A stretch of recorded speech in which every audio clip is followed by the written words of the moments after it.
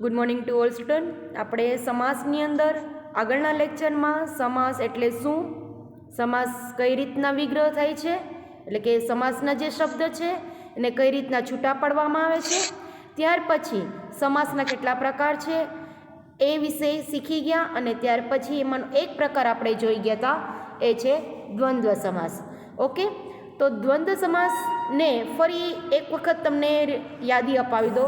દ્વંદ્વ સમાસ એટલે શબ્દની જે બે સંખ્યા છે, એટલે કે એક વાક્યમાં જે બે શબ્દ આવે છે, આ બંને શબ્દની વેલ્યુ એ ઇક્વલ છે. અવાજ નથી આવતો. ઓકે, બંને શબ્દની જે વેલ્યુ છે. અવાજ નથી આવતો. હા મેડમ. ઓકે બેટા,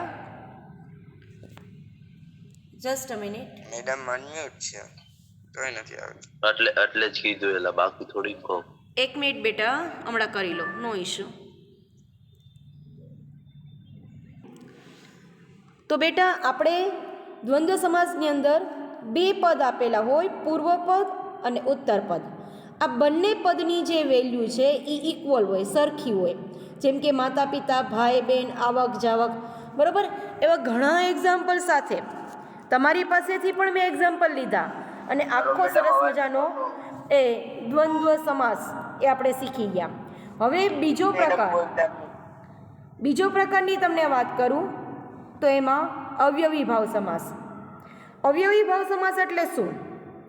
તો કે જે સમાસ છે એમાં ઉત્તર પદ એટલે કે બીજું પદ, પૂર્વ પદ અને ઉત્તર પદ અને મધ્ય પદ, 3 પદ હોય છે. આ વસ્તુ મેં તમને કહી દીધી છે, બરોબર. વાક્ય હોય, આ વાક્યની અંદર આવી રીતના 3 પદ હોય છે. જેમ આપણે કોઈ પણ વાક્યમાં કર્તા, કર્મ અને ક્રિયાપદ આપણે ગોતતા હોઈએ છીએ, જોકે હોય જ ઓલરેડી. એવી રીતના સમાસના વાક્યમાં પહેલું પદ જે હોય એને પૂર્વ પદ કહેવાય, બીજું જે છે એને મધ્ય પદ કહેવાય અને ત્રીજું જે છે એને ઉત્તર પદ કહેવાય, બરાબર. આ પૂર્વ પદ અને ઉત્તર પદ, આ બે પદ વચ્ચે જે શબ્દ મૂકેલા છે, આ બંને શબ્દની જે વેલ્યુ છે એ ઇક્વલ છે, બરાબર. તો હવે શું કહે છે કે ઉત્તર પદ એટલે કે આ ઉત્તર પદ એ કોઈ પણ એક નામ હોય, શબ્દનું નામ હોય. એ નામ પછી કોઈ વ્યક્તિ હોય, સ્થળ હોય, વસ્તુ હોય, કોઈ પણ. આ ઉત્તર પદનો જે શબ્દ છે એની પહેલા એટલે કે અહીંયા આ પૂર્વ પદમાં કોઈ પણ એક ક્રિયા વિશેષણ શબ્દ જે અવયવ તરીકે જોડાયેલો હોય, જેમ કે અહીંયા આપ્યા છે યથા, પ્રતિ, આ, ઉપર, સ, અઘો અને સ. સ કુટુંબ. હવે જો હું અહીંથી તમને સ નો જવાબ આપું, સ એટલે કે સ કુટુંબ. કુટુંબ એ ઉત્તર પદ થયું, સ એટલે કે સાથે. અહીંયા અધોનું આપું, અધોગતિ. અહીંયા સ આપણે સકુટુંબ.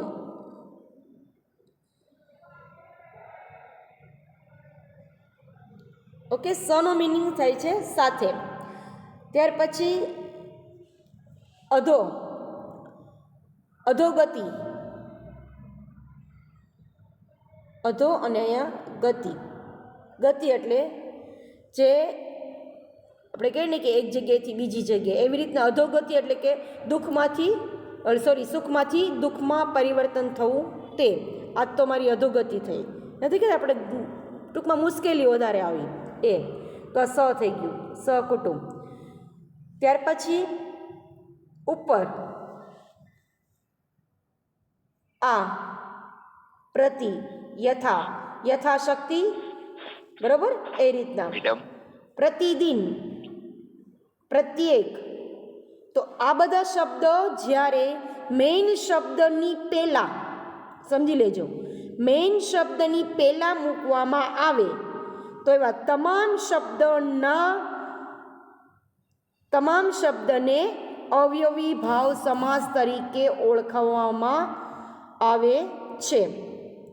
ક્લિયર છે અહીં સુધી સ્ટુડન્ટ? એની ડાઉટ? અવયવી ભાવ સમાસમાં હલો સ્ટુડન્ટ, શબ્દની પહેલાં કોઈ પણ શબ્દ જ્યારે જોડાય છે ત્યારે એ જે શબ્દ જોડાય છે એ અવયવી ભાવ સમાસ, એટલું યાદ રાખવાનું. Clear to all student? Say yes યા નો? સ્ટુડન્ટ સે યસ યા નો?